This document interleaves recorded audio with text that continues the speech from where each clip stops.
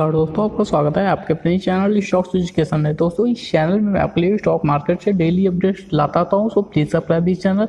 दोस्तों channel subscribe करने के बाद बेल आइकन जरूर प्रेस कर लें ताकि आपको अगर आज के अपने स्टॉक की बात करें जो है वैभव ग्लोबल लिमिटेड, अगर इस कंपनी की बात करें तो आप देखेंगे प्रीवियस क्लोज इसका है 4,367 रुपए का, लेकिन ये शेयर ओपन हुआ है 884 रुपये 95 पैसे।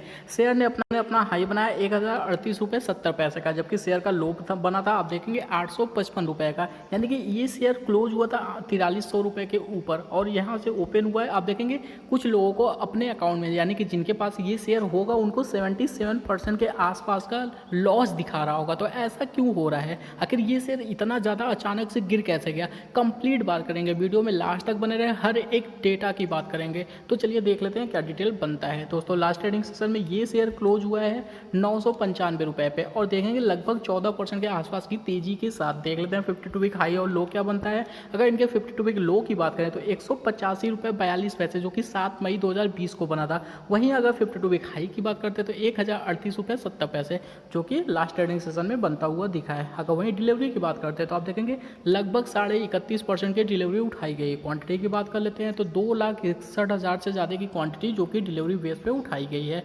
अगर कंपनी के थोड़ा सा फंडामेंटल पे नज़र डाल लेते हैं ताकि इस शेयर को लॉन्ग टर्म के लिए होल्ड किया जा सकता है या फिर नहीं, उसकी भी बात कर लेंगे। तो देख लेते हैं क्या डिटेल बनेगा। अगर कंपनी के मार्केट कैप की बात करते हैं तो 16,237 करोड़ का कंपनी का मार्केट कैप है और कंपनी का बिजनेस काफ़ी ज़्यादा यूनिक है। तो देख लेते हैं डिटेल क्या बनता है। दोस्तों अगर डिविडेंड यील्ड की बात करें तो 0.35% का इनका डिविडेंड यील्ड है। फेस वैल्यू 2 रुपये का है, जो कि पहले 10 रुपये का हुआ करता था, तो उसकी भी बात करेंगे। तो देखते हैं अगर बुक वैल्यू की बात करें तो आप देखेंगे 51.8 का है, जबकि अगर स्टॉक के पी की बात करें तो 63.6 के पी पे चल रहा है, जबकि इंडस्ट्री पी है 22.1 का। डेप्ट की बात करते हैं तो 114 करोड़ का कंपनी के ऊपर डेप्ट है, जबकि 184 करोड़ का कंपनी के पास कैश पड़ा हुआ है। इसका मतलब कंपनी पूरी तरीके से डेप्ट फ्री आपको होते हुए कभी भी दिख जाएगी। तो देख लेते हैं और डिटेल क्या बनता है। दोस्तों कंपनी के अगर हम ऑल टाइम चार्ट की बात करें तो आप देखेंगे एक टाइम था जब यह कंपनी 5 रुपये के पास चलता था। अगर 2012 और 2011 के आसपास की बात करें तो यह कंपनी 4-5 रुपये का चला करता था और आज इस कंपनी की कीमत आपने देखा 4,300 के प्लस पहुँच चुका है। इसका मतलब इतनी ज़्यादा ग्रोथ। तो देख लेते हैं और डिटेल क्या बनता है। दोस्तों अगर कंपनी के ग्रोथ की बात करें, स्टॉक प्राइस CAGR की बात करें तो आप देखेंगे 10 साल में 61%, 5 साल में 76%, 3 साल में 91% और 1 साल में आपको 398% तक का डिटेल देखने को मिलेगा। यानी कि आप शेयर को लॉन्ग टर्म का डेटा देखें या फिर शॉर्ट टर्म का डेटा देखें, आपको सारा डेटा बहुत ही कमाल का देखने को मिलेगा। यानी कि एक मल्टी बैगर अगर जैसा स्टॉक का डेटा होता है, सेम टू सेम ये शेयर भी एक मल्टी बैगर है।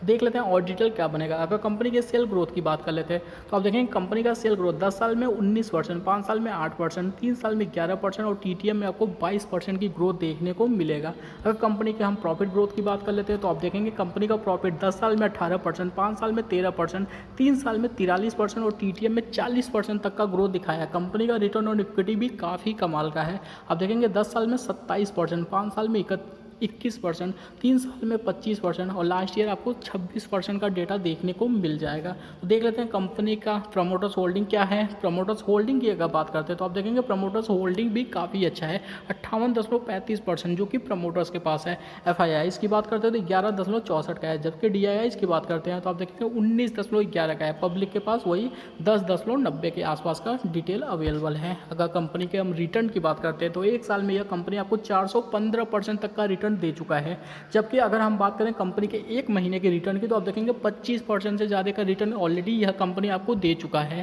तो ये काफ़ी अच्छी बात है। तो देख लेते हैं और डिटेल क्या बनता है। दोस्तों अगर कंपनी के डिटेल की बात करें, आप देखेंगे रुपये वाला जो फेस वैल्यू हुआ करता था अब वो हो गया 2 रुपये का। यानी कि अगर ये, हालांकि ये इसमें आपको स्टॉक प्राइस का कोई मायने नहीं रखेगा, क्योंकि स्टॉक प्राइस है उसके साथ साथ आपकी क्वांटिटी तो बढ़ जाएगी। अगर हालांकि प्राइस तो कम हो गया होगा, यानी कि 77% का आपको लॉस दिखा रहा होगा, लेकिन उसमें जो आपकी क्वांटिटी होगी वो क्वांटिटी ऐड होकर ग्रोथ कर जाएगी, तो मिला जुला के आपको वही पड़ जाएगा। लेकिन इसका जो मेन इफेक्ट पड़ेगा वो आपको डिविडेंड में देखने को मिलेगा, क्योंकि डिविडेंड कहाँ पे मिलता है आपको पता होगा, फेस वैल्यू पे ही डिविडेंड मिलता है। और जैसे ही फेस वैल्यू अगर इसका कम होता है तो जाहिर सी बात है आपको जो डिविडेंड मिलेगा वो कम मिल जाएगा। हालांकि अगर आपके पास क्वांटिटी रहेगी तो जाहिर सी बात है मिला जुला के आपका तो वही होगा, लेकिन जो नए बायर्स होंगे उन पे थोड़ा सा इफेक्ट पड़ेगा। तो अगर कंपनी के हम रिजल्ट की बात करें तो कंपनी का रिजल्ट जो कि 12 मई 2021 किसको आने वाला है। तो देख लेते हैं और डिटेल क्या बनेगा। दोस्तों चार्ट की बात करें, हालांकि स्प्लिट होने के बाद भी यह कंपनी 14-15% तक भाग चुका है, तो ये काफ़ी अच्छी बात है, यानी कि ग्रोथ कंपनी का बिल्कुल भी नहीं रुका है। अभी भी ऐसे बहुत से लोग हैं जो लगातार कंपनी को खरीदने के लिए खड़े हुए हैं, तो इसका मतलब कंपनी का अपने रिटर्न दिखा है, स्टॉक प्राइस CAGR दिखा, कमाल का है, बहुत ही औसम है। तो मुझे लगता है इस कंपनी को अभी भी खरीदारी की जा सकती है। आपने देखा कि इसमें जो वॉल्यूम जनरेट हुआ है वो बहुत ही अच्छा खासा हो, इससे पहले आपने बहुत कम ही ऐसा वॉल्यूम देखा था।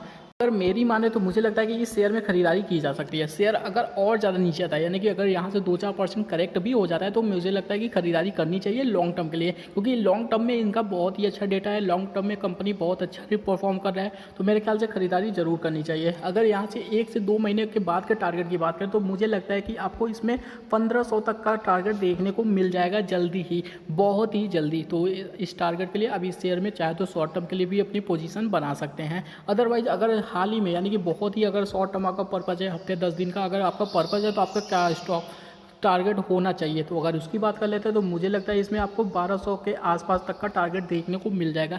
लेकिन अगर आप शॉर्ट टर्म में पोजीशन बनाते हैं तो जाहिर सी बात है आपका अपना स्टॉप लॉस जरूर मेंटेन करना चाहिए। तो इसमें क्या स्टॉप लॉस लगाया जा सकता है, अगर उसकी बात करते हैं तो मुझे लगता है कि इसमें आप 950 के आसपास का स्टॉप लॉस लगाकर आगे के लिए ग्रोथ बना सकते हैं। लेकिन हाँ, पोजीशन आपको तभी बनानी है जब ये पिछले कैंडल, यानी कि ये जो आपको लास्ट कैंडल बनता हुआ दिखा है, अगर इसके ऊपर ओपन होता है तो फिर आप इसमें आप अपनी पोजीशन बना सकते हैं। यानी कि 1038 रुपये 70 पैसे के ऊपर अगर ये कैंडल जैसे ही बनना स्टार्ट होता है, तो फिर इसमें आप तेजी का एक पोजीशन ले सकते हैं और 1200 का अपना टारगेट के लिए इस शेयर को प्ले कर सकते हैं। तो चलिए दोस्तों, आज के लिए इतना ही। वीडियो को लाइक करें, शेयर करें, सब्सक्राइब करें। Thank you for watching this video.